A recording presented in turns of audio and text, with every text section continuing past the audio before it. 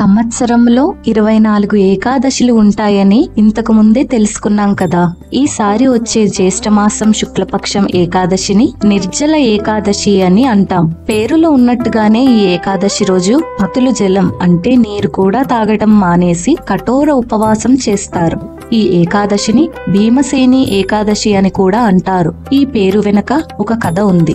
అదేంటంటే, పాండవుల్లో ఒకరైన భీముడు మిగతా పాండవుల్లాగా ప్రతి ఏకాదశికి ఉపవాస వ్రతం చేయలేకపోతున్నా అని బాధపడుతూ వ్యాస మహర్షిని ఏదైనా ఉపాయం ఉందా అని అడిగినప్పుడు ఆ వ్యాస మహర్షి ఈ నిర్జల ఏకాదశి ప్రత్యేకత గురించి చెబుతూ 24 ఏకాదశులు వ్రతం చేసిన పుణ్యం మీకు తేలిగ్గా రావాలంటే ఈ ఒక్క నిర్జల ఏకాదశి రోజు ఉపవాస వ్రతం చేస్తే చాలు అని చెప్పారు. కాబట్టి మనలో కూడా చాలా మంది ప్రతి ఏకాదశికి ఉపవాసం ఉండలేని వాళ్ళు ఉంటారు కదా. వాళ్ళు సంవత్సరానికి ఒకసారి వచ్చే ఈ అరుదైన అవకాశాన్ని ఉపయోగించుకోండి. 24 ఏకాదశి వ్రతాల ఫలితం పొందండి.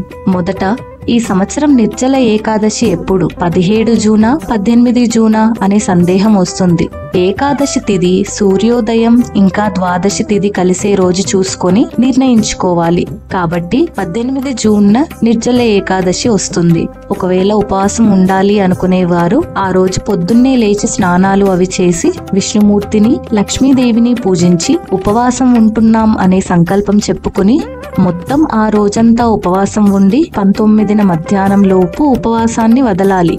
ఈ ఉపవాసాలు నియమాలు మీ ఆరోగ్యం సహకరిస్తేనే చెయ్యండి. లేదంటే పూజ చేశాక ఆ రోజంతా మనసులో ఓం నమో నారాయణాయ అని కాని, ఓం నమో భగవతే వాసుదేవాయ అని కాని జపిస్తూ ఉన్నా కూడా మీకు చాలా మంచిది. ఈ రోజున ఉపవాసమే కాదు, దానం చేసినా కూడా ఎంతో ఫలితం వస్తుంది. ముఖ్యంగా నీళ్లతో ఉన్న కుండ దానం ఇవ్వగలిగితే అనంత ఫలితం. అలాగే రావి చెట్టుకి పూజ చేసి రాగి చెంబుతో నీళ్లు పోసినా లేదంటే రావి చెట్టుని ఎక్కడైనా నాటినా ఎంతో పుణ్యం.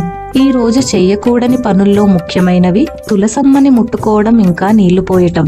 అదేంటి, తులసమ్మకి నీళ్లు పోయొద్దు అంటున్నారేంటి అనే సందేహం వచ్చిన వాళ్ళకి సమాధానం, ఈ రోజు తులసమ్మ కూడా శ్రీనారాయణుని కోసం ఉపవాస వ్రతం చేస్తుంది అనే ఒక సంప్రదాయం ఉంది. ఈ రోజు మద్యం కానీ మాంసం కానీ ముట్టుకోకుండా ఉండడం చాలా మంచిది. ఇలాంటి మరిన్ని హిందూ పండుగల గురించి తెలుసుకోవాలి అనుకుంటే మంత్రస్వరం ఛానల్ ని సబ్స్క్రైబ్ చేసుకోండి. అలాగే ఈ వీడియోని కూడా షేర్ చేయండి.